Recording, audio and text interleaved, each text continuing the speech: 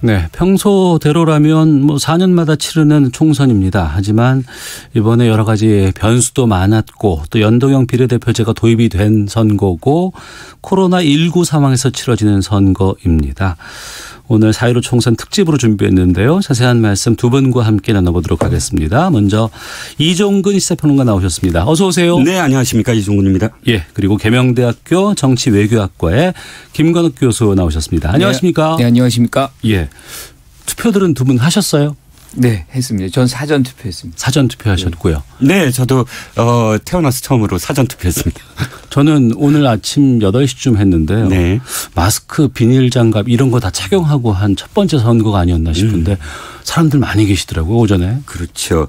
마스크 쓰고 하는 마지막 선거였으면 좋겠습니다. 절대 마스크 쓰고 투표하는 그런 상황이 없었으면 좋겠는데 어쨌든 우려했던 것보다 저는 사전 투표를 했지만 불편함 또는 우려 이런 것들이 있잖아요. 네. 사실 사람들이 모이면 안 되고 그런 사전 그러니까 사회적 거리 두기를 몇 주 동안 계속 시행하다가 처음 나와서 사람들이 운집한 불특정 다수가 운집한 속에서 치른 것에 대한 굉장히 좀 두려움이 좀 있었어요. 그런데 네. 굉장히 사실은 질서 정연하고 또 굉장히 많은 부분 배려가 있었어요. 그러니까 이 코로나19에 대한 그렇기 때문에 전혀 우려하지 않으셔도 아직 안 나가신 분들 전혀 우려하지 않으셔도 될 것 같습니다. 예. 저는 이 투표를 하면서 사실 한국 시민의 어떤 시민의식을 할까요? 굉장히 돋보인다. 그러니까 사실 마스크 채운 게 우리가 해보지 않았던 필요하지 않았던 것들을 이제 쓰면서 투표를 하는데 가장 사실 중요했던 것이 1m 간격을 벌리는 거였거든요. 근데 그게 100m가 넘어가는 과정 속에서도 줄을 쭉 이어가면서 차례를 기다리는 그 시민의식이라는 것이 저는 굉장히 돋보였고 그것이 높은 사전 투표율 그리고 지금도 약간 빠지긴 했지만 여전히 높은 투표율을 보이는 것과 연관이 돼 있다. 좀 이렇게 생각을 합니다. 저는 오늘 참 투표해보면서 느꼈던 게 이게 침묵 투표라는 느낌이 좀 들었어요. 모든 분들이 아무런 말씀도 하지 않고 조용히 계시면서 한 발짝 한 발짝 앞으로 나가면서 투표를 좀 하는 모습을 좀 볼 수가 있었는데 근데 이번에 마스크 만약에 가지고 가지 않으면 투표 못 하는 건가요? 그렇진 않습니다. 투표를 하게 해드리죠. 그런데 문제는 굉장히 불편하게 돼요. 그러니까 마스크가 없는 분들은 따로 기표소로 따로 지정된 기표소에 가서 하게 되는데 문제는 그렇게 되면 거길 또 방역해야 되고 여러 가지 불편함이 또 있습니다. 기표소 내에서도 불편함이 있고 또 본인도 사실은 건강의 문제 그러니까 그 기표소를 아무리 방역을 한다 그래도 마스크를 안 쓰고 사람들이 모이는 곳에 가는 것에 대한 사실 공포라고 자꾸 표현하려고 그러네요. 어쨌든 본인의 건강을 위해서 사실 마스크를 챙겨 가시는 게 불편하지도 않고 참 좋으신 어떤 상황인데 갑자기 잃어버렸거나 혹은 안 가지고 가시더라도 할 수는 있다. 네. 근데 이게 굉장히 길어져요. 지금 우리가 먼저도 이제 처음 시작하면 이제 비닐장갑 끼죠. 그다음에 체온 재야죠. 네, 발열 체크 다 합니다. 발열 체크. 그러니까 그것부터가 사실 어떻게 보면 시간을 소모시키는 건데 만약 이렇게 마스크를 안 쓰시고 오시면 그분은 이제 특별한 곳에 가서 이제 투표를 하시거나 아니면 제일 가까운 이제 기표 장소에 가서 이제 투표를 하시게 되는데 그리고 나서 또 방역을 해야 돼요. 그러면 그만큼 이제 또 많은 소모가 되는 것이고 시간이 그래서 이 선거 절차에 조금 부담을 주는 것이 있기 때문에 좀 힘드시더라도 마스크를 꼭 하시는 게 좋겠다 생각합니다. 네. 그리고 투표소 안에서 인증샷이라든가 이런 것들도 전과는 좀 많이 달라졌다면서요. 네, 그렇습니다. 전에는 특정 기호를 연상케 하는 손가락 모션 그런 부분들을 금지했었어요. 그러니까 기호 1번을 연상시키는 엄지척이라든지 승리의 V자지만 기호 2번을 연상시킨다든지 그런데 그것을 마음껏 허용하게 했습니다. 문제는 기표소 내에서 또는 투표소 내에서는 안 되고 투표소 밖에서만 가능하게 한 거고요. 한 가지 더 이제 안 되는 건 뭐냐면 손등에 인주를 찍는 것, 기표 모양을 찍는 것 이것도 하지 못하게 돼 있습니다. 그건 방역 차원에서 아무래도. 그렇죠. 하지 못하는 건 아니라 할 수는 있는데 그것을 벗는 과정에서 상황에서. 이제 감염의 우려가 있으니까 정은경 질본본부장이 안 했으면 좋겠다. 이렇게 얘기를 하고 있잖아요. 그러니까 우리가 사실 여러 가지 번거로운 것을 무릅쓰고 지금 하고 있으니까 좀 지켜주면 도움이 되겠다. 게다가 전 세계에서 지금 우리 투표를 지켜보는 이유가 뭐 미국도 그렇고 프랑스도 그렇고 선거가 준비돼 있고 예정돼 있었지만 이걸 취소하거나 연기를 했는데 그렇죠. 우리만 지금 예정대로 총선을 치르고 있는 상황이에요. 코로나19 상황에서. 그렇죠. 지금 프랑스, 뉴질랜드가 한 47개국이 사실상 선거를 연기시켰어요. 네. 그리고 11월이 되면은 미국의 대선이 있죠. 그러니까 많은 국가들은 지금 한국이 이 와중에 코로나의 와중에 선거를 치른다는 것에 대해서 예의주시하고 어떻게 치러지나 그 과정을 아주 면밀하게 볼 거예요. 그래서 만약에 이것이 성공적으로 치러진다면 네. 아마 이제 한국이 코로나 와중에 선거의 어떤 롤 모델로 이제 부상을 하지 않을까. 요즘에 우리나라가 교과서를 새로 쓰는 이런 분야가 상당히 좀 많아졌다고 하는데 지금 전국의 자가격리자가 한 6만 명 정도 된다고 네. 합니다. 그런데 네. 이분들도 한 표를 수행하셔야 되거든요. 그런데 네. 이제 투표를 하실 수 있게끔 준비를 해놨고 네네. 지금 보면은 미리 투표하십시오. 투표하시겠습니까? 라는 상황들 그런 것들을 반영해 보니까 한 14,000여 명 정도가 투표 의사를 지금 밝혔다고 해요. 근데 이분들은 6시부터 이제 아마 투표를 들어간다고 하던데 맞습니까? 네, 맞습니다. 이 6시 전에 도착은 하시되 네. 한 6시 이후 그러니까 6시 10분 정도부터 이제 그 기존에 있던 분들이 어느 정도 다 된 다음에 네. 그 자가격리자로 오신 분들을 위해서 배려를 하시는 걸로 알고 있고요. 각 지자체마다 좀 상황은 약간씩 다르지만 가능하면 공무원들이 함께 가서 네. 함께 가서 투표 그러니까 그 이동하는 어떤 상황도 함께 이렇게 그 동행하는 그런 지금 배려를 다 지금 지자체별로 계획을 하고 있는 것으로 알고 있습니다. 네. 문제는 이제 돌아가는 게 문제예요. 그러니까 그 동행하지 않으신 분들이 혹시나 이왕 그렇게 나온 김에 공기를 좀 더 쐬겠다거나 네. 뭐 좀 한 군데라도 들르시겠다거나 이런 게 굉장히 우려가 돼서 방역 당국에서는 어쨌든 바로 돌아가시라 최소한 7시 전까지는 돌아가시라라고 지금 그 공표해 놓은 상태입니다. 그러니까 7시가 기준이에요. 그러니까 5시 20분까지 도착을 하고 그것도 예. 지금 말씀하신 대로 공무원하고 같이 와야 되고요. 7시까지는 무조건 귀가를 해야 된다. 네. 그것을 지키지 않을 때는 일종의 이제 처벌 같은 것들이 만들어지고요.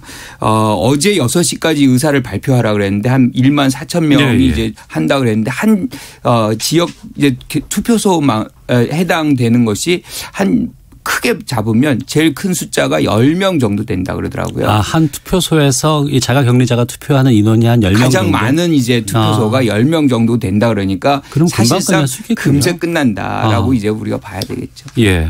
청취자 김윤주님께서 저는 오늘 아침 6시 반에 갔었습니다. 생각보다 사람이 많아서 깜짝 놀랐습니다. 어르신들도 많았지만 젊은 친구들도 많았습니다.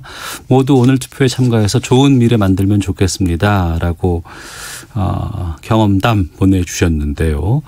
그러니까 이런 그 자가격리자 투표 때문에 출구조사 원래 6시 땡 치면은 카메라 앞에 그 주요 정당들 기다리고 있다가 한쪽은 박수치고 환호하고 한쪽은 고개를 푹 숙이거나 좀 인상을 쓰는 이런 기억들이 나는데 오늘은 이게 좀 15분 정도 미뤄졌습니다. 아무래도 자가격리자 투표 때문에 이제 이게 반영이 된 것이겠죠? 그렇죠. 그러니까 원래 또 이제 6시 전까지만 입장하신 분들이 6시 이후에도 투표는 가능하잖아요. 네네. 그런데 그런 분들이 그렇게 전국적으로 많지는 않으니까 6시 출구조사는 언제나 지켰습니다. 근데 이제 이번에 미루게 된 건 혹시나 그러니까 6시 이후 10분 이후에도 투표를 만약 하게 되는 그 자가격리자 분들이 계시다면 네.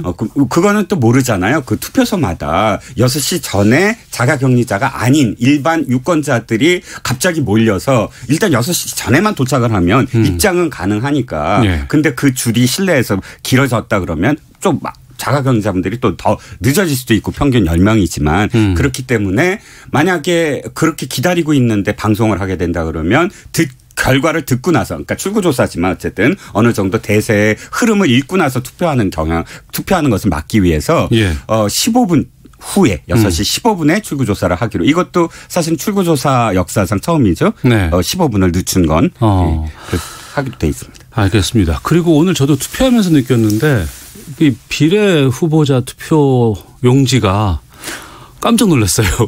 왜 이렇게 긴 거예요. 보니까 37번인가 뭐 이렇게까지 좀 적혀 있고 총 길이는 48cm가 좀 넘는다고 합니다. 그렇죠.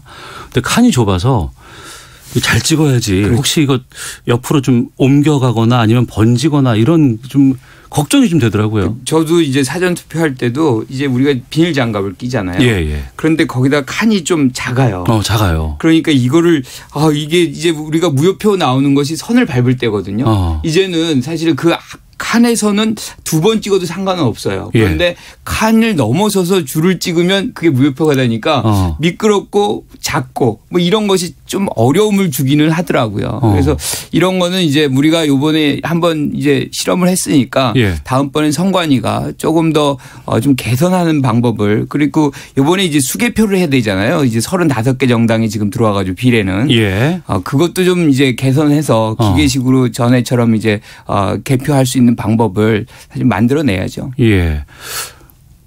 걱정이 이걸 또 접을 때 이게 한 번에 안 들어가요. 길어서. 접을 때 이게 인주가 또 묻지 않을까라는 좀 걱정이 되던데. 그 접는다는 걸 그 무엇 때문에 한다는 것만 아시면 될 것 같아요. 접는다는 건 비밀 투표거든요. 그렇기 때문에 내가 어디에 찍었다는 거를 그 투표장 안에서 공개하지 않는다는 의미로 접는 거거든요. 그런데 접는다는 행위를 그게 아니라 내가 이걸 잘 봉해서 넣어야지 이렇게 생각해서 많이 접으시는 분들이 있어요. 그래서 이제 살짝만 접으시고 앞에 참관인들이나 다른 분들이 안 보게끔만 하면 된다라는 거 말씀을 드리고 그런데 사실상 이게 또 우려가 되는 게 만약에 그렇게 꽉꽉 접었을 때 이것이 반대면이 이제 접히면서 찍히지 않나 이 걱정을 하시는데 그것도 걱정하시지 않으셔도 된다고 합니다. 왜냐하면은 이게 이렇게 찍혔을 때 반대로 찍히기 때문에 이 시옷자 비슷한 것이 그게 반대가 되거든요. 그건 읽을 수 있다고 합니다. 전자 이 시스템으로 그렇기 때문에 물론 수개표에서도 뭐 가능하겠죠. 그런 부분들이 그래서 그건 걱정하지 않으셔도 된다. 8748님께서 어르신들은 꼭 돋보기 안경 가져가셔야 할 것 같습니다. 비례대표는 첫 번째 칸이 3번부터고 정당이 너무 많아서 찍을 때 헷갈릴 수 있으니 주의하세요라고 의견을 보내주셨는데 이 부분이에요. 그러니까 우리가 첫 번째 칸이 1번인 줄 알잖아요. 그런데 이번에는 첫 번째 칸이 3번인 민생당부터입니다. 이게 좀 헷갈릴 수 있는 여지도 있을 것 같고 이걸 좀 인식을 못하고 잘못 찍는 경우도 있지 않을까 생각이 듭니다. 사회자 말씀하셨지만 37개 정당이 있다 그랬잖아요. 제가 깜짝 놀랐어요. 35개가 등록했는데 37번. 7번. 아니 그러니까. 그러니까 1, 2번이 없는 거거든요. 그러니까 지금 더불어민주당하고 미래통합당이 사실상 거기서 후보를 안 냈잖아요. 그러니까 1번 빠지고 3번부터 시작하니까 37번까지 내려와 있는 거죠. 그래서 우리가 통상 맨 앞이 1번이다. 이렇게 생각하는 것이 지금 이제 여기에 적용이 안 되니까 그거는 이제 투표하실 때 약간 좀 숙지하시고 생각하시고 이제 투표하시는 게 좋겠다 이런 생각입니다. 알겠습니다. 12시 30분 막 지나고 있는데요. 지금 이 시각 투표소 상황 어떤지 현장 연결해서 좀 알아보도록 하겠습니다. 정치 1번지라는 명성만큼 최대 격전지로 꼽히는 곳이죠. 서울 종로로 가보겠습니다. 종로 투표소에 곽지연 리포터 연결돼 있습니다. 곽지연 리포터. 네, 안녕하세요. 저는 지금 서울 종로구 낙원상가 뒤편입니다. 서울 종로구 교동초등학교 투표소에 나와 있습니다. 종로구 투표소 43곳 중에 한 곳입니다. 지금 현장 분위기는 어떻습니까? 투표는 원활하게 이루어지고 있어요? 네, 아주 순조롭게 잘 진행되고 있고요. 근데 유독 다른 투표소와는 달리 약간 여유 있는 그런 분위기입니다. 바로 이 주택가가 아니라 도심지라는 그런 이유도 있지만은 제가 그 투표 관리원에게 물어봤어요. 그랬더니 워낙 이 종로구 사전 투표율이 굉장히 높았습니다. 34.56%로 다른 지역보다 좀 꽤 높았고요. 그래서 미리 사전에 투표하신 분들이 많아서 오늘 이 본 투표에서는 굉장히 여유 있는 그런 분위기입니다. 지금은 그러면 줄은 많이 쓰지는 않을 것 같은데 그 종로에 계신 분들하고 좀 인터뷰 좀 해보시겠습니까? 네, 그러겠습니다. 자, 그러면 지금 방금 투표를 마치고 나온 분과 말씀 나눠보겠습니다. 안녕하세요. 네, 안녕하세요. 네, 어디에 사시는 누구신지 소개 좀 부탁드릴게요. 네, 인사동에 사는 정성태라고 합니다. 네, 자, 오늘 소중한 투표 행사하셨는데요. 오늘 투표하신 소감 어떠신가요? 하여튼 이렇게 경제가 이렇게 그렇고 코로나19로 인해서 이렇게 했는데도 사람들이 이렇게 순조롭게 와서 하는 것을 보니까 또 그 투표로 잘 나왔다는 생각도 들어가고 예, 또 잘 될 거라고 생각이 됩니다. 네. 자, 근데 나오시기 전에 이 코로나19로 이 투표하러 가는데 혹시 좀 건강상 위생상 염려되지 않을까 좀 걱정은 안 하셨을까요? 예, 그런 건 걱정 없습니다. 규칙대로 해서 마스크 쓰고 또 여기서 철저하게 하기 때문에 그런 건 걱정 하나도 안 했습니다. 네, 맞습니다. 지금 현장에서 보니까요, 이 투표 관리원과 사무원 안내에 따라서 다들 오시는 분들 다 발열 체크 먼저 하시고 예. 또 손 소독하시고 또 위생 장갑도 끼시고 아주 꼼꼼하게 위생 관리 철저하게 지켜주고 계신데요. 또 바닥에 보면은 앞 사람과 간격 1m 지켜주세요 이렇게 스티커가 붙여져 있기 때문에 우리가 그렇습니다. 안심하고 또 투표할 예. 수가 있습니다. 그럼 선생님은 종로에 사신 지는 몇 년 되셨나요? 예, 저는 30년이 넘었습니다. 오래되셨네요. 자, 그럼 오시기 전에 댁에 발송된 공보물 보고 나오셨을까요? 예, 공보물도 보고 또 텔레비도 보고 다 봤습니다. 아주 꼼꼼하게 확인하고 나오셨네요. 그럼 이렇게 오늘 선택하신 후보 고르실 때 기준 어떻게 정하셨어요? 그 공보물에서 그 공약사항을 꼼꼼히 읽어봤고 네. 또한 저는 그 어떤 그 당보다는 사람 위주로 해서 이렇게 선택을 했습니다. 아유, 잘하셨네요. 예. 자, 오늘 선거로 선출될 예정인 21대 국회의원들에게 당부의 한 말씀 부탁드립니다. 예, 이제 어려운데 소중한 그 한 표로 인해서 당선된 국회의원님들은 네. 특히 다른 때보다도 국회에 가시면은 좀 소신대로 옳은 것은 옳은 것이고 또 반대한 것은 반대한 것이고 이렇게 해야지 무작정 그냥 반대하고 뭐하고 이러지 마시고 좀 소신대로 좀 해줬으면 좋겠다. 정말 좀 참신한 국회의원님이 좀 되셨으면 좋겠습니다. 네, 맞습니다. 국민을 위해서 소신껏 행동해달라. 네. 오늘 말씀 고맙습니다. 예, 감사합니다. 네, 예, 지금까지 감사합니다. 네, 인사동에 사시는 정성태님과 말씀 나눠봤고요. 오늘 투표 마감은 오후 6시까지라는 거 다들 알고 계시지요? 나오실 때 신분증 그리고 꼭 챙길 게 있죠. 마스크 꼭 쓰고 나오시기 바랍니다. 그리고 선거인 명부 등재 번호 확인하시고 나오시면요. 좀 더 편리하게 투표하실 수가 있습니다. 지금까지 청취자분들 중에서 투표 안 하신 분이 계시다면 소중한 한 표 꼭 행사하시기 바랍니다. 지금까지 KBS 이동 중계차에서 전해드렸습니다. 네, 서울 종로구 투표소에 나가 있는 곽지연 리포터 통해서 현장 분위기 좀 들을 수 있었는데요.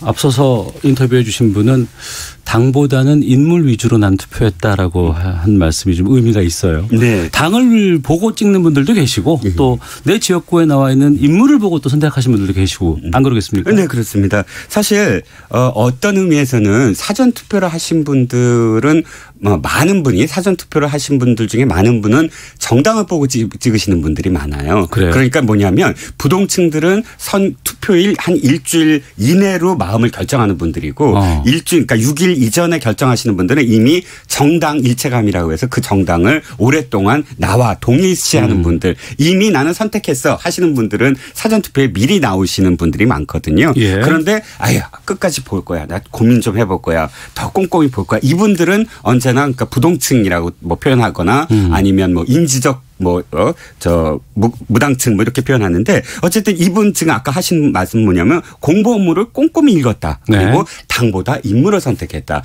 이런 분들은 언제든 다음 선거에서도 사실은 어느 정당을 꼭 찍겠다 이게 아니라 늘 어떤 인물이냐 또 무슨 메시지를 했느냐 이런 걸 따져보시는 분이거든요. 예. 그러니까 이분들의 마음을 어떻게 잡느냐가 사실은 정당에서 왜냐하면 정당 일체감을 갖는 분들은 언제나 당에 늘 이 정책이 바뀌더라도 어쨌든 당에 투표하시는 분들이니까 이런 분들의 마음을 어떻게 사느냐가 가장 중요하다.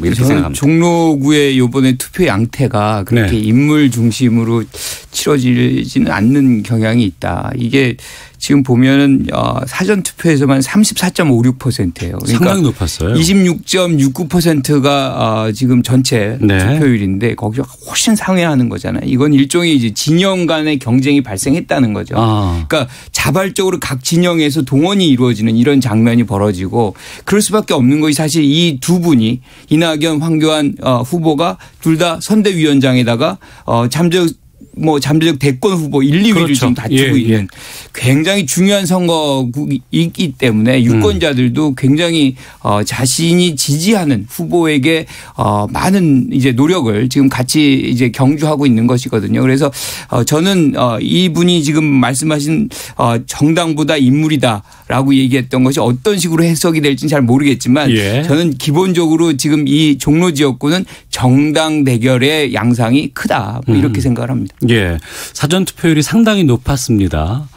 그리고 지금 12시 기준으로 19.2%라고는 합니다만 1시부터 그 사전 투표율 또 거소 투표, 선상 투표, 제외 투표가 합산된 전체적인 투표율이 이제 본격적으로 이제 합산이 돼서 나오거든요. 오늘 투표율 어느 정도로 전망하세요? 저는 당연히 본투표율이 높아야만 합니다. 왜냐하면 사전투표 이후에 저는 계속 그 사전투표율이 본투표율을 견인할 것이다라고 얘기를 해서 부디 이제 본투표율이 높기를 제가 이제 실패하지 않기를 바라긴 하는데 네. 제가 그렇게 드린 말씀의 이유는 있어요. 어떤 이유냐면 26.7%가 나왔잖아요. 그런데 이 본투표율을 견인하지 않을 것이다. 사전투표율은 계속 높아왔다고 하시는 분들이 예를 드는 게 바로 최근에 치러진 대선이거든요. 네네. 대선에서 16.2% 정도예요. 그러니까 0.5%포인트가 밖에 안 늘어났으니까 점진적으로 늘어나는 사전투표에 대한 어떤 인지도가 높아지는 그런 때문이지 그렇게 크게 높지 않다. 그러면 본투표율도 높지 않을 것이다. 이렇게 말씀하시는데 저는 거기에 사실 반대하는 게 뭐냐면 우리가 총선에 대해서 투표율을 얘기할 때 전체 투표율을 얘기할 때 대선과 비교하지 않거든요. 네. 총선은 총선과 비교를 해야 돼요. 왜냐하면 총선은 보통 50% 내에 60% 내에 이렇게 나오지만 대선은 70%가 넘거든요. 그렇죠. 그러면 총선은 총선끼리 비교를 하고 대선은 대선끼리 총투표를 비교해야 된단 말이죠. 그렇다면 사전투표율도 역시 마찬가지죠. 4년 전에 사전투표율은 13.2%인가요? 그 정도밖에 안 나왔어요. 그러니까 2배가 늘어난 거잖아요. 예. 저는 사전투표율이 높아진 만큼 그 이유가 분명히 있을 테고 그 이유로서 본투표도 더 높아질 것이다. 알겠습니다. 4.15 총선 특집 시사본부 함께하고 계십니다. 이번에는 지역을 좀 연결해 보겠습니다. 부산의 지역에 걸린 의석수는 총 18석입니다. 현재 20대는 미래통합당이 12석. 더불어민주당이 6석을 차지하고 있는데 부산 연결해 보겠습니다. 권보람 리포터 나와 계세요? 네, 저는 지금 부산 남구 의뢰 대연삼동 제1투표소 현장에 나와 있습니다. 네, 남구 의리면은 민주당에서 박재우 후보, 또 미래통합당 이현주 후보, 뭐 여러 후보들이 있는데 상당히 격전지로 알려져 있습니다. 현장 분위기부터 좀 전해 주세요. 네, 그렇습니다. 현재 이곳은 더불어민주당 박재우 후보와 미래통합당 이현주 후보, 국가혁명 대당금당 조호근 후보가 지역구 국회의원 후보로 나와 있는데요. 제가 나와 있는 대연 3동을 포함해 대연 1동까지 이 대학가 주변입니다. 따라서 젊은 유권자들이 모여있는 곳입니다. 이 젊은 유권자들의 표심이 또 어디로 흘러갈지 귀추가 주목되는데요. 제가 이 점심시간 이전부터 이곳에 나와 있었습니다. 아직은 유권자 대기줄이 그렇게 크게 길지는 않고요. 유권자 연령대는 좀 다양해 보이고요. 다들 마스크를 착용하셨습니다. 그리고 안내 요원의 지시에 따라서 1m 거리 간격 유지 질서도 잘 지켜지고 있는데요. 사실 이곳 부산 남구 을 선거구는 부산에서는 유일하게 현역 의원들 간 맞대결이 펼쳐지는 곳입니다. 더불어민주당 박재우 후보와 미래통합당 이현주 후보 이렇게 2명의 현역 의원들입니다. 이 두 후보는 금배지를 사수하기 위해 사활을 걸고 있습니다. 우선 현역인 더불어민주당 박재우 후보가 지난 총선에서 다수간의 깃발을 이곳에 꽂았고요. 현재 대선을 노리고 있습니다. 트램 유치 등 지역 현안에 집중을 하면서 포밭을 다지고 있고요. 이어서 미래통합당 이현주 후보는 탄핵 후 흔들린 PK 민심을 되찾기 위한 승부수로 이곳 부산 남구을에서 박재우 후보에 맞서고 있는데요. 이현주 후보는 정권 심판론과 또 정책 추진력을 앞세우면서 보수 지지층 결집에 총력을 기울이고 있습니다. 이 두 후보에 대한 사전투표 이전에 여러 여론조사 결과를 보면요. 엎치락 뒤치락 하면서 초박빙을 보이고 있는데요. 박재우 후보가 대선에 성공할지 아니면 이현주 후보가 그 깃발을 다시 회수할지는 초기의 관심사입니다. 네. 시민들은 뭐라고 말씀하시던가요? 네, 제가 이곳에서 총 3분의 유권자를 만나봤는데요. 먼저 61세 나수정 씨는 이 대연동에서 의류 자영업을 하시는 분입니다. 선거 때 얼굴만 비추는 후보가 아닌 지역 주민에게 보탬이 되는 실질적인 정책을 내줬으면 좋겠다. 이런 바람을 전하셨고요. 이어서 30대 직장인 여성분은 일만 하느라 사실 내가 살고 있는 지역에 어떠한 현안들이 있고 이 현안들의 우선순위를 몰랐다고 합니다. 그래서 이번에는 교통, 교육 등에 대한 공약을 좀 꼼꼼히 살펴본 후 소중한 한 표를 던졌고요. 끝으로 44세 이영승 씨는 솔직히 뽑고 싶은 사람이 없다고 합니다. 하지만 그래도 지금까지 어떠한 성과를 이뤄냈는지 이 부분에 초점을 맞춰서 이 지역의 일꾼에게 표를 줄 것이다. 이렇게 전했는데요. 이렇게 여러분들의 한 표 한 표가 모이면 우리의 일상이 달라지지 않을까 싶습니다. 이 건강한 정치 발전의 원동력이 될 수 있도록 오태훈의 시사본부 우리 청취자분들께서도 소중한 참정권 꼭 행사하셨으면 좋겠습니다. 지금까지 남구을 대연 3동 제1투표소 현장에서 권보람입니다. 네, 권보람 리포터 수고하셨어요. 이번엔 대구를 또 연결해 보겠습니다. TK 아무래도 대구 경북 지역은 보수세가 좀 강한 지역인데요. 최은화 리포터 연결되어 있습니다. 나와 계시죠? 네, 저는 대구 수성구의 대구여자고등학교에 마련된 범어율동 제2투표소에 나와 있습니다. 이 대구의 정치 1번지 수성구는 이번 선거 기간 내내 그 어느 곳보다 치열한 경쟁을 벌였는데요. 제가 지금 나와 있는 이곳 수성 갑지역구에서는 더불어민주당 김부겸 후보와 미래통합당 주호영 후보, 친박신당 박성문 후보, 국가혁명대당금당 박청정 후보 등 총 4명의 후보가 출마했습니다. 특히 여야 4선의 현역 의원인 더불어민주당 김부겸 후보와 미래통합당 주호영 후보가 접전을 펼치면서 치열한 경쟁을 벌이고 있어서 전국적인 관심을 받고 있습니다. 네, 현장 분위기 어떻습니까? 네, 투표는 대구여자고등학교 체육관에서 진행되고 있는데요. 이 교문부터 체육관까지 200m 정도의 거리가 되는데 계속해서 유권자들의 발길이 이어지고 있습니다. 이 선관위 관계자에 따르면 투표 시작 시간인 6시 전부터 10명 정도의 시민들이 투표소에 도착했다고 하고요. 1시간 전만 해도 체육관 밖까지 한 60명 정도 줄을 서 있었는데 현재는 한 10명 정도의 시민들이 1m 이상 거리 두기를 하면서 줄을 서 있습니다. 이 주변에 아파트가 많다 보니까 가족 단위 시민들이 많은데요. 자전거를 타고 오시는 분들도 있고요. 다리를 다쳐서 목발을 짚고 걸어오는 분들도 눈에 띕니다. 시민들은 한 명의 예외 없이 모두 마스크를 착용한 채 투표소를 찾고 있고요. 오늘 대구는 사전투표 인원을 제외한 157만여 명이 투표에 참여하는데요. 오후 12시 40분 기준 대구 지역 투표율은 21%로 전국 평균 23.1%보다 조금 낮은 투표율을 보이고 있습니다. 앞서 진행된 사전투표에서는 대구 23.6%의 투표율을 기록했는데요.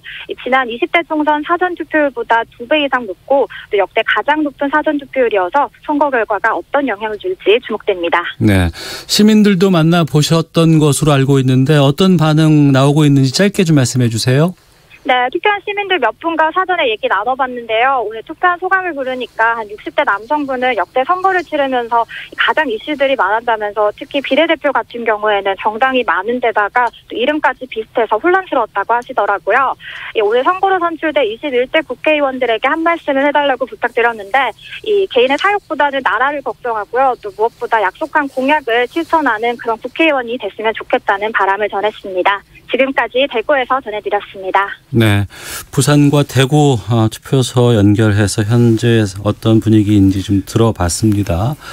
1시부터 지금 사전투표율이 집계되는 이제 본투표율이 나와야 되는데 지금 12시가 넘은 상황에서 전국 투표율이 상당히 좀 높게 나오고 있어요. 네, 아직 이제 선관위가 발표를 하지 않았기 때문에 공식 발표가 아니기 때문에 조심스럽긴 하지만 예. 그럼에도 불구하고 현재까지 사전투표율 제외하고 30%를 넘길 것으로 보입니다. 지금 제가 보면은 36.8%까지 지금 나오고 있네요, 보니까요. 그렇죠. 지금 KBS만 해도 30%가 넘어간 거예요. 예. 그러면 사전투표 26.69랑 더하면 56.69가 되거든요. 그러니까 58이라고 쳐도 지난번 20대 국회 이 투표율을 바로 이렇게 그러니까 동일한 수준으로 그러니까 지금 올라선 거거든요. 1시에는 작년 그러니까 4년 전에 투표율을 넘어설 것이다.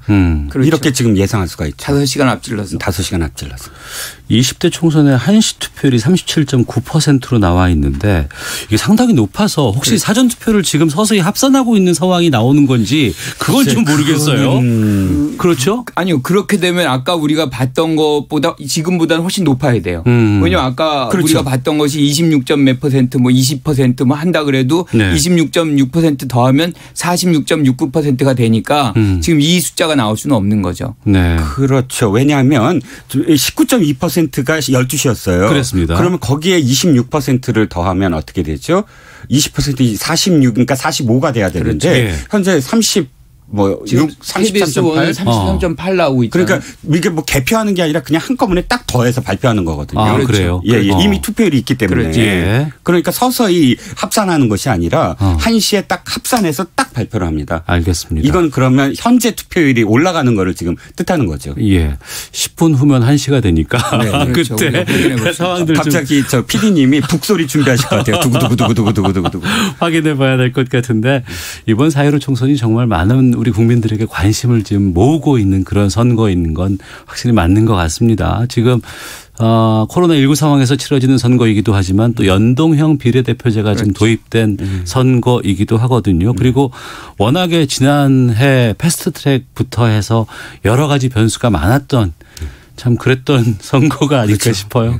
그러니까 우리 국민들이 사실은 투표를 이미 이제 사회적 책무로 받아들이는 그런 문화가 정착이 된 것 같아요. 그런데 거기다가 이제 코로나19라는 전쟁 같은 위기 상황이 왔기 때문에 본인의 어떤 정치적 책임을 해야 된다. 네. 시민으로서 이런 어떤 시민 의식의 발로가 이렇게 투표를 지금 올리고 있다. 이렇게 좀 보여지는 것 같아요.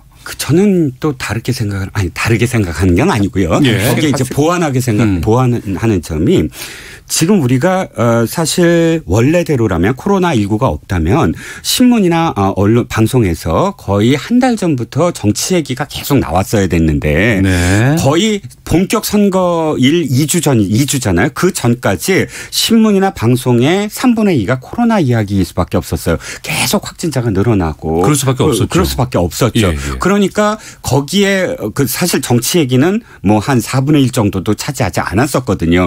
본격적으로 선거운동이 개시되면서부터 이제 서서히 정치 기사들이 많아지기 시작했습니다. 네. 그런데 우리가 지금 사실 뭔가 착각하고 있었던 게 코로나19로 인해서 사실은 정치에 대한 관심이 부족했을 것이다. 또는 공론의 장이 없기 때문에 정치에 대한 어떤 그런 적극적인 그런 참여 이런 것들이 떨어질 것이다. 이렇게 도리어 생각해 왔던 게 아니냐. 그러니까 사전 투표율이 나오기 전까지만 해도 이번에 왠지 사회적 거리두기 때문에 방역이라든가 감염 위험 때문에 오히려 언론에서는 투표율이 좀 저조할 것이라는 전망들이 꽤 많이 있었거든요. 그리고 이제 재난에 대한 어떤 두려움, 그러니까 이 국난에 대한 그런 생각 이런 것들이 도리어 정치에 내가 뛰어들어서 뭐 한다기보단 한데 그냥 마음을 모아서 빨리 이걸 극복해야 돼. 뭐 이런 어떤 생각들도 많이 가지고 계셨을 텐데 제 생각엔 이 코로나19로 그 밑 바닥에는 이 기사들 바닥에는 상당히 정치에 참여하고 뭔가 표현하고 싶은 그런 욕망들이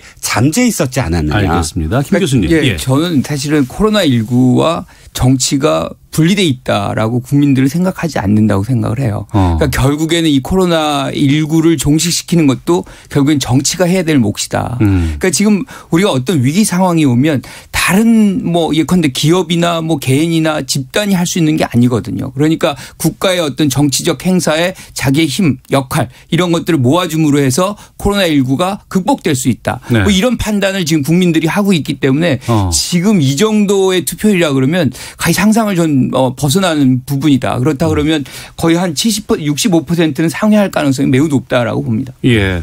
지금 보니까요. 44.6%라는 숫자가 지금 계속해서 좀 올라오고 있거든요. 그래서 한시 투표율이 어떻게 나올지 지금 KBS는 43.4%로 전국 투표율을 지금 나타내고 있는데 이것들을 한번 좀 확인을 해 보도록 하겠습니다. 6680님, 제가 투표한 곳은 마스크까지 준비가 되어 있습니다. 다들 쓰고 오셨지만요. 코로나19 중 선거 전 세계 관심이 모아지고 있다면서요. 철저하게 준비해 주신 모든 분들께 감사드립니다라는 의견 보내주셨습니다. 이정훈 시사평론가 그리고 김관호 계명대 정치외교학과 교수와 함께하고 있는데요. 잠시 뒤에 2부에서 계속 이어가도록 하겠습니다.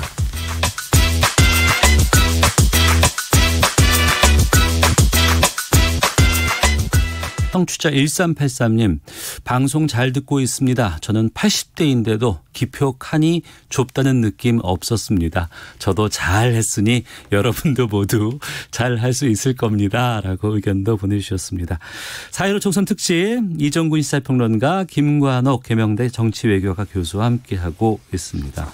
연동형 비례대표제가 도입됐다는 것 알려드렸고 또 하나는 이번에 유권자가 만 18세부터예요. 네. 이것도 큰 변수로 작용할 수 있겠죠. 그렇죠. 55만 명이니까 전체 유권자의 1.2%에 해당이 됩니다. 네. 근데 이제 문제는 이 새로운 어떤 유권자들이 한 곳으로 지향을 하느냐 아니면 골고루 이제 분산이 되느냐라고 네. 이제 그 부분이 가장 중요할 것 같아요. 그런데 만약에 어느 진영을 선택한다. 그 경향성이 강하다라고 하면 하나의 정치 세력화. 그러니까 우리가 지금 젊은 층이 투표하면은 진보 정당이 유리하고 예컨대 이제 나이 좀 드신 분들이 이제 투표를 많이 하시면 보수당이 유리하다. 뭐 이런 통념들이 있잖아요. 통념이었죠. 그렇죠. 통념이죠. 예. 그러한 부분에서 새로운 어떤 정치 세력으로 등장할 가능성도 있다. 하지만 이제 처음이니까 우리가 이 확인을 해봐야죠. 어떤 방향으로 투표의 양태가 결정이 되는지 좀 지켜볼 문제다 이렇게 생각합니다. 네. 더불어서 또 봐야 될 것은 저도 이제 지금 새롭게 진입되는 55만 명의 새로운 유권자들이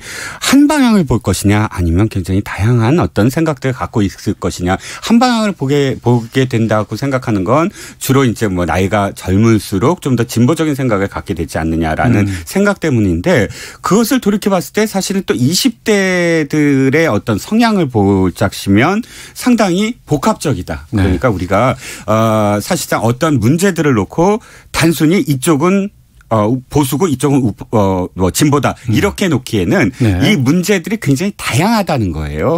그러니까 우리일수록 그러니까 뭐 50대, 60대, 70대들은 그런 갈등들이 굉장히 단순화했거든요. 지역 갈등, 세대 갈등, 뭐 종교 갈등, 계층 갈등 이렇지만 지금은 거기에 뭐 젠더 갈등도 있을 수가 있고 굉장히 소수자들의 어떤 그런 이 다양한 욕구 뭐 이런 것 때문에 20대들의 그 생각은 사실 이쪽에서 이런 문제에는 우파적인 시각, 이런 문제는 좌파적인 시각 굉장히 다양하거든요. 예. 그러니까 10대들도 사실은 저는 비슷할 것이다. 그러면 어느 쪽을 어느 쪽을 편향한다기보다는 다양하게 자신들의 의견을 그렇게 표출하지 않을까 조심스럽게 이렇게 생각합니다. 네.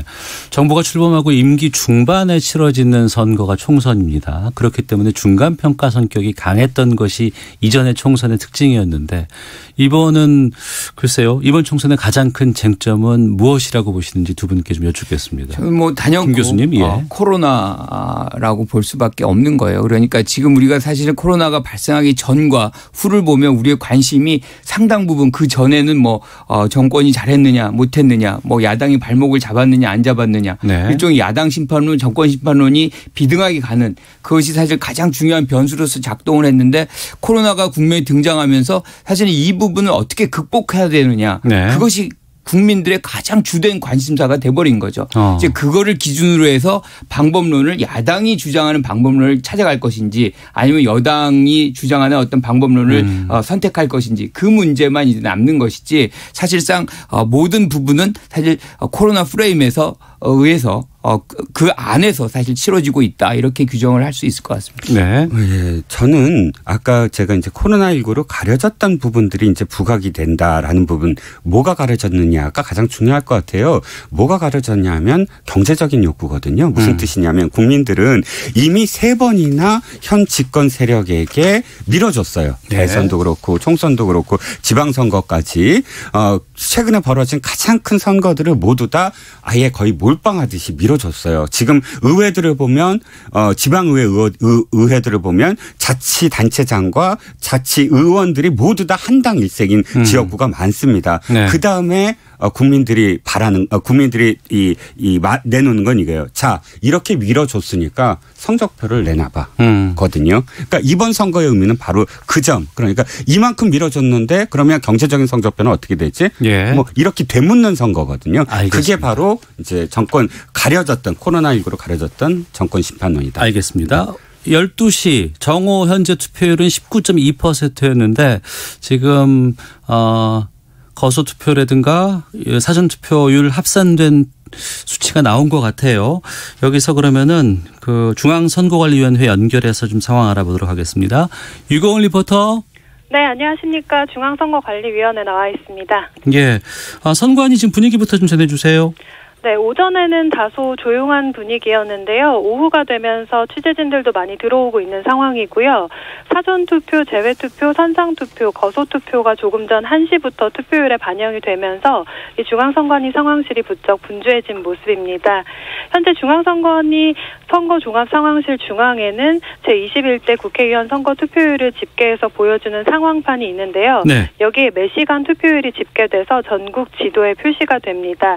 이곳 직원들도 모두 마스크를 착용하고 상황판의 투표율을 주시하면서 업무를 보고 있습니다. 네, 1시 투표율 얼마나 나왔습니까? 네, 지금 방금 집계가 됐는데요. 현재 전국 투표율이 49.7%로 집계가 됐습니다. 1시간 전에 집계된 투표율은 19.2%, 지난 20대 총선보다 낮았었는데 1시 투표율에서는 껑충 뛰었습니다. 20대 총선 같은 시간 투표율을 보면 37.9%고요. 또 19대 대선은 55.5%인데 지난 대선보다는 낮고 20대 총선보다는 높습니다. 지역별로 살펴보면요. 사전투표율이 가장 높았던 전남이 이 사전투표가 투표율에 반영이 되면서 55.7%로 가장 높고요. 인천은 현재 46.2%, 충남은 43.9%로 낮습니다. 그리고 서울 지역은 50.2%, 경기 지역은 47.2%의 투표율을 현재 보이고 있습니다. 네. 지금 전국 투표소에서 오전에 발생한 특이사항 같은 건 없나요? 네, 오전부터 투표소 앞에 마스크를 쓴 유권자들의 줄이 길게 이어졌는데요. 다만 일부 투표소에선 마스크를 내리지 않고 쓴 채로 신분 확인을 하기도 해서 유권자들의 불만이 제기가 됐습니다. 이날 오전 광진구의 A투표소에서는 투표한 시민 20여 명이 얼굴에서 마스크를 내리지 않고 신분 확인을 받았다고 해서 일각에선 혹시나 모를 대리투표 가능성을 걱정하는 목소리도 나왔습니다. 또 일부 투표소에선 방역수칙을 따르지 않는 유권자들로 인해 소동도 일어났는데요. 서울 성북구 종암동의 한 투표소에선 만취한 유권자가 마스크를 쓰지 않고 투표하겠다면서 소란을 피워서 경찰에 연행되는 일도 있었습니다. 네. 이번 선거 개표가 20년 만에 수개표 방식으로 이루어진다고 합니다. 이제 네. 비례대표 때문인데 수개표 준비 작업은 지금 어떻게 되고 있습니까? 네, 이 투표지 분류기를 사용할 때 길이 34.9cm의 용지까지만 사용이 가능하기 때문에 48.1cm에 달하는 비례대표 투표용지는 직접 손으로 개표를 진행해야 하는데요. 이번 총선에는 투표관리관, 투표사무원 등 관리 인력 15만 7천여 명이 투입이 됩니다. 이 개표는 선거가 끝난 후 30여 분이 지난 오후 6시 30분쯤 시작이 되는데요. 선관위는 차질 없는 개표를 위해서 전국 개표소 251개소에 개표 사무원, 협조요원, 그리고 경비, 경찰을 포함해 개표 관리에만 7만 명을 투입을 합니다. 2070여 대의 투표지 분류기를 활용하고요. 공개 모집을 통해 선정된 일반인 투표 참관인도 모든 개표소에서 개표 과정을 참관합니다. 네, 개표가 언제쯤 끝날 것으로 선관위는 지금 예상하고 있어요? 네, 오늘 저녁 6시 총선이 끝나면 전국 14,330개 투표소의 투표함은 251개의 개표소로 모이는데요. 중앙선관위에 따르면 이 4.15 총선 지역구 당선자 윤곽은 투표 하루 뒤인 16일 오전 2시쯤 개표율이 한 70%에서 80% 정도 진행됐을 때 드러날 전망이고요. 투표용지 길이가 48.11cm에 달하는 비례대표는 수개표로 진행되는 만큼 이보다 6시간 후인 내일 오전 8시쯤 윤곽이 드러날 것으로 보입니다. 또 중앙선관위는 투표지 분류, 심사 집계 등의 절차를 마친 뒤 개표 입력이 되기 때문에 각 지역구의 첫 실제 개표 결과는 오늘 저녁 8시쯤이 돼야 나올 것이라고 밝혔습니다. 또 지역구는 투표 다음날 오전 4시쯤, 비례대표는 다음날 오전 8시 이후 개표 종료가 예상된다고 발표를 했는데요. 예. 직전 두 차례 총선 투표율을 기준으로 추산한 결과입니다. 20대 총선 당시 개표는 다음날 오전 8시 45분에 그리고 19대 총선 때는 투표 다음날 오전 5시 19분에 끝이 났는데요. 최종 투표율이 지난 총선보다 올라가면 개표 마감 역시 예상보다 더 늦어질 수도 있습니다. 이 비례대표의 최종 당선인은 개표 결과를 취합해서 16일 오후 5시 전체 회의에서 확정된다고 합니다. 예, 알겠습니다. 수고하셨습니다. 네, 고맙습니다. 예, 중앙선거관리위원회에 나가 있는 유고은 리포터였습니다. 사전투표 합산한 한시 투표율 49.7%였습니다. 그러니까 12시 후반부터 상당히 올라가는 것들이 사전투표가 합산되는 것 추이가 이제 반영이 됐던 것이고, 한시 현재는 49.7%였고, 오전에 대구가 가장 사전투표율이 높았다고 했었는데, 지금 한시 기준으로 봤을 때는 전남이 55.7%로 가장 높게 지금 나타나는 지역으로 지금 확인되고 있습니다. 예상보다 투표율은 좀 많이 올라갈 것 같아요. 그렇죠. 그러니까 지금 우리가 2017년하고 비교하면 그게 77%였거든요. 네. 대선 때. 그러니까 대선하고 총선하고 좀 비교하기는 좀 어려워요. 그러니까 예. 대선에 더 많은 관심이 있어서 통상 대선의 투표율이 훨씬 높습니다. 그런데 그때가 55.5%였어요. 한시 때가. 한시 때가. 예. 그런데 지금이 49.7%라고 한다 그러면 한 5% 6% 정도 차이 나는데, 그거를 그냥 직선으로 대비를 시킨다면 예컨대 7% 빠지는 6% 빠지는, 그러면 70%에 준하는 가까이 가는 투표율도 예상할 수 있는데, 예. 저는 뭐 그거보다는 못 가더라도 65%는 좀 가까이 또는 상회할 수 있지 않을까, 그렇게 한번 예상을 해봅니다. 김건욱 교수께서는 60% 후반 정도, 그렇죠, 이렇게 전망하셨고요. 네. 이종근 평론가께서는요. 4년 전 20대 총선에서 1시와 6시를 비교해 보면, 네. 6시에 이제 최종 투표가 58%였고요. 네. 1시 발표가 37.9%였습니다. 네. 그러면 0.1%만 더한다고 하더라도 38%면 오후에 1시부터 6시까지 20%포인트가 늘어난 거예요. 단순하게 예를 들어서 그러면 20%를 더 덧붙이면 78이 나오는 거 아니에요? 78이 나오는 거죠. 그러니까 아니죠. 지금 49.1에서 네. 여기서 20을 더하면 69. 그렇죠. 69.1이 나온 거죠. 예. 그러니까 69.1이 나오는데 과연 그대로 될 것이냐라는 건 좀 뭐 이렇게 조금만 뭐 제하더라도, 저도 김관욱 교수님 생각처럼 70%는 못 넘더라도 60% 후반대까지는 갈 수 있지 않을까 싶습니다. 예. 전체 평균은 그렇고요. 격전지별로 이제 아무래도 관심도가 좀 달라질 것 같아요. 특히 이제 서울 수도권이 격전지다. 이번에는 PK가 격전지다.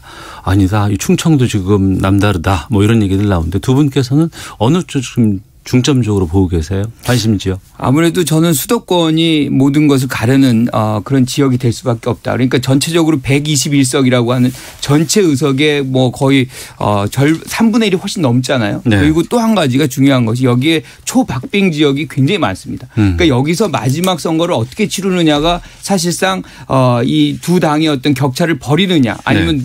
좁히느냐, 그 당에서 어느 당이 우위라고 제가 말씀 안 드렸습니다. 어쨌든 그런 이 승패를 가름하는 그런 장소가 되기 때문에 우리가 이 초박빙의 영역에 좀 집중해서 관심을 본다 그러면 네. 이 선거를 좀 재미있게 볼 수 있지 않을까, 이렇게 생각을 합니다. 예. 저는 낙동강 벨트입니다. 낙동강 벨트 PK이고요. 낙동강 벨트가 이제 이 남북으로 갈라져 있어요. 그래서 동쪽과 서쪽을 가르는 강인데 예. 이 서쪽이 바로 문재인 대통령과 노무현 대통령의 성지입니다. 그러니까 양산, 김해, 즉 문재인 대통령의 사저가 있는 양산, 그다음에 노무현 대통령의 이 봉하마을이 있는 김해, 더군다나 노무현 대통령을 계속 떨어뜨린 북강서갑, 이런 중심으로 해서 사상, 사하, 이 서쪽이 바로 민주당이 성지처럼 여기는 곳이거든요. 네. 이곳을 사실은 지난번에 상당히 잠식을 했기 때문에 민주당이 호남보다 영남이 더 많았어요. 민주당의 의석이 호남이 3석밖에 안 됐는데 예. 영남은 총 9석이에요. 이 9석이 거의 부산 이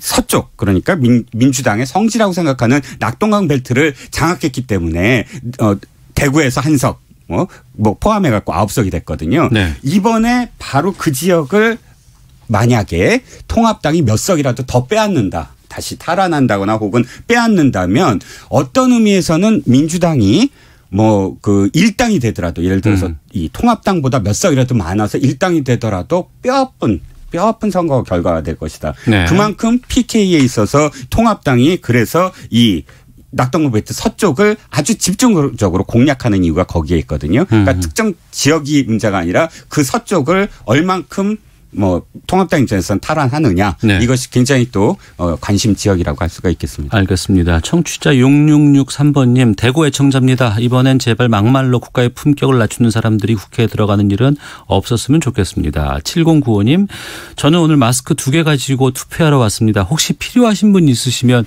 드리려고요. 이런 국민이 우리 국민이에요. 그런데 가보니까 모두 마스크하고 오셨고 간격 맞춰서 질서 잘 지키면서 투표가 이루어지고 있네요라고 말씀해 주셨는데 이분께 박수 드려야 될 것 같습니다. 네. 훌륭하신 분입니다. 앞서 말씀해 주신 것처럼 지역구만 봤을 때 비례 제외하고요. 253석입니다. 이 가운데 이전 총선과는 다르게 제3당이 거의 보이질 않아요. 지역구에서는. 그렇죠. 거대 정당인 더불어민주당 그리고 야인 미래통합당의 양당의 승부가 지금 돼 있는데 어떻게 전망하세요? 저는 2016년에 사실 국민이 네. 거의 힘으로 다당제를 만들어 주신 거거든요. 그런데 이제 그 상황 속에서 4년 동안 그 다당제의 가장 얼굴이라고 할 수 있는 국민의당이 네. 어떻게 됐느냐. 그러니까 국민의 신뢰를 사실 잃어버린 거라고 볼 수밖에 없는 거죠. 그리고 지금 양당의 어떤 구심력이 확 늘어나는 상황에서 사실상 중도당이 만들어질 수 있는 공간 자체가 굉장히 축소가 됐거든요. 그러니까 지역 예컨대 국민의당은 아예 지역 후보도 안 냈어요.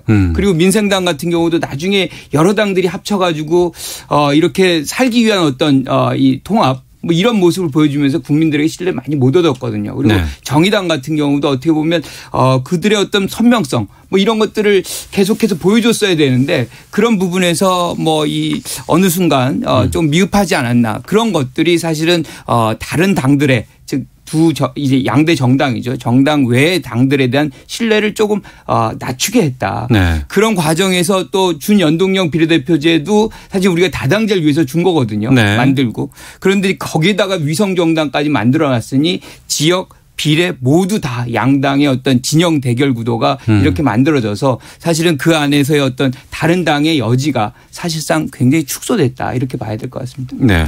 양당으로 몰리는 이런 분파 정치 때문에 희석화되고 또 버려져야 되는 것이 바로 말씀하셨던 다당제의 어떤 희망만이 아니라 지역 갈등 타파 구도예요. 4년 전 우리는 희망을 봤거든요. 예. 사실은 호남에서 정운천 의원이나 이정현 의원이 그 통합당, 그러니까 당신 새누리당 각각 그 깃발을 꽂았고 역으로 대구에서 무소속이지만 다시 민주당관 홍일학 의원이나 혹은 김부겸 의원 이 둘의 사실 그 깃발은 굉장히 저는 희망적으로 왔거든요. 예. 이제는 어떤 지역의 문제가 아니라 사실은 미래를 보고 인물을 보고 양쪽 그런 갈등이 타파되는 그런 선거가 앞으로 펼쳐질 것이다 했는데 웬걸 다시 이제 양쪽 다 진영으로 가는 어떤 상황 속에서 다시 퇴보하는 느낌입니다. 이번 선거 이후에 또다시 우리가 생각해야 될 건 지역 갈등을 없애는 그런 구도를 어떻게 만들까 그것도 굉장히 고민해야 되는 문제라고 봅니다. 네.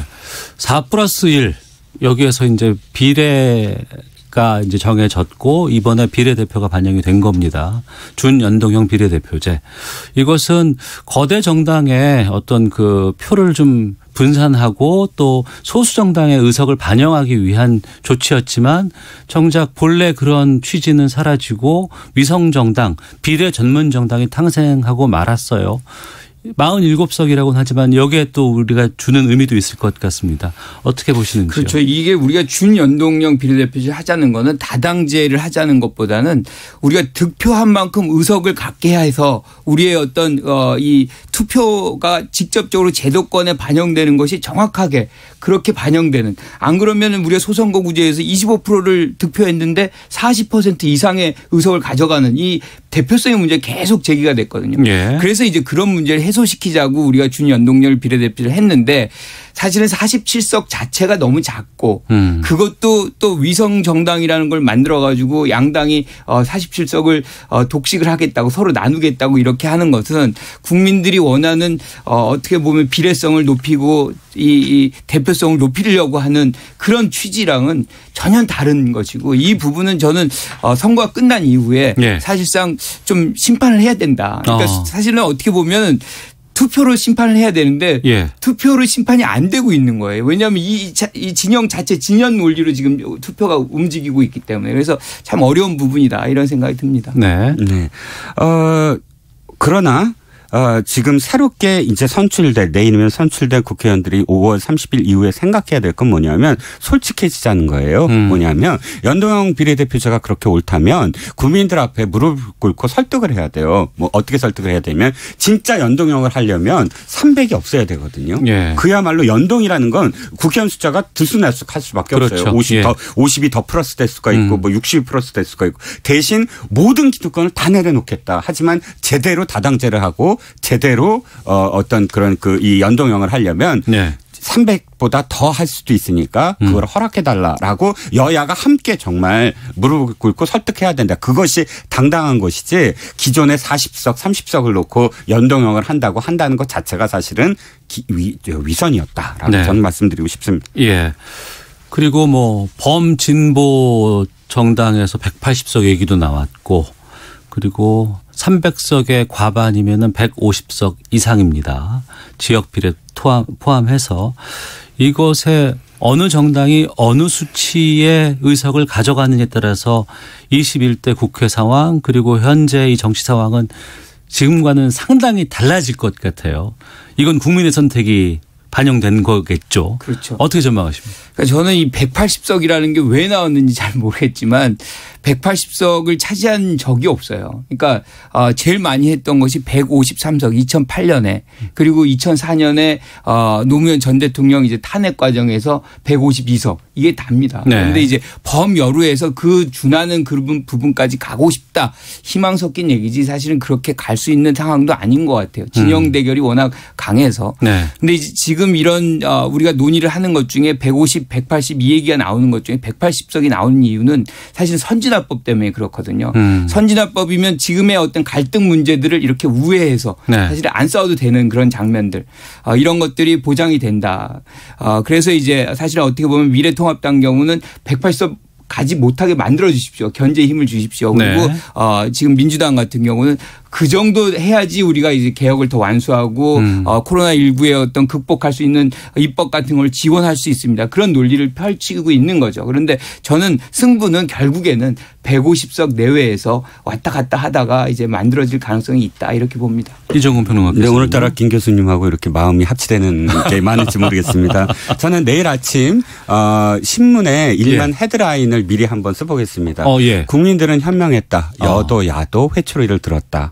황금 분할 뭐 이런 제목이 나올 것 같아요. 무슨 말씀을 드리고 싶냐면 180석을 어느 정당에게 밀어줬을 때 지금 진영 싸움으로 만든 사람들이 만약에 그렇게 한쪽으로 몰리는 그런 정치를 했을 때에 나올 수 있는 폐해를 너무나 잘 알고 있거든요. 그래서 저는 140석 내외로 어느 당도 이겼다고 자신할 수 없는 상황을 만들어서 네. 그렇게 해야만이 사실은 서로를 존중하고 서로를 인정하면서 정치를 할 수 있거든요. 그런데 지금의 만약에 180석 이상을 만약 줬다. 그다음부터는 정치는 이루어지지 않고 원사이드하게 자신들이 생각하는 방향대로만 갈 텐데 그 방향이 사실 무조건 모든 것이 다 오를 수는 없거든요. 네. 그렇기 때문에 국민들은 대단히 현명할 거라고 생각합니다. 현명하실 거라고. 그리고 우리 정치 상황이 1년 전과 지금과는 너무나 달라요. 당명도 많이 바뀌기도 하고 또 변화도 많았고 아마 4월 16일이 되면 또 여기에 대한 그 결과에 따라서 각 정당의 지금 대표들 아니면은 지도부들 여기가 또 교체가 된다거나 책임을 진다거나 이런 부분들도 있을 것 같습니다. 게다가 지금 다음 선거는 대선으로 이제 또 가게 되거든요. 그 상황들에 대해서 좀 여쭤보고 전망해 보도록 하겠습니다. 김 교수님께서 먼저 말씀해 주세요. 저는 뭐 이 총선이 끝나면 곧 대선 전국이다. 그러니까 우리가 2017년 5월 달에 문재인 대통령이 취임했잖아요. 네. 근데 그때는 이제 뭐 예컨대 기간이 전혀 없었어요. 인수위라든가. 그러니까 우리가 시험이래요. 이 선거를 치르려면 2022년 3월에 치러야 된다. 네. 그러면 딱 2년도 안 남은 거거든요. 그러니까 1년은 완전히 이제 선거철이라고 생각하고 요번 하반기가 그나마 남아있는 문재인 대통령의 이제 집권 국정 운영기다. 그런데 문제는 총선이 끝나면은 사실 제일 먼저 관심 있어 하는 부분은 누가 다음 대선에 유력하냐. 네. 결국에는 이제 레임덕이라는 거는 어떻게 해도 대통령제에서는 임기가 고정돼 있기 때문에 올 수밖에 없는 것이거든요. 그런 차원에서 본다면 저는 이제 후보군을 중심으로 해서 재편되고 당 내에서도 이제 경쟁 관계. 그러니까 지금은 당대당의 어떤 대결 경쟁이었다면 그것이 끝난 이후로는 당 내부에서 누가 주도권을 갖고 누가 대표를 갖고 누가 이 후보에 가까이 가느냐 그 게임을 당내 게임을 아주 본격적으로 전개하기 시작할 것이다 이렇게 생각합니다. 네.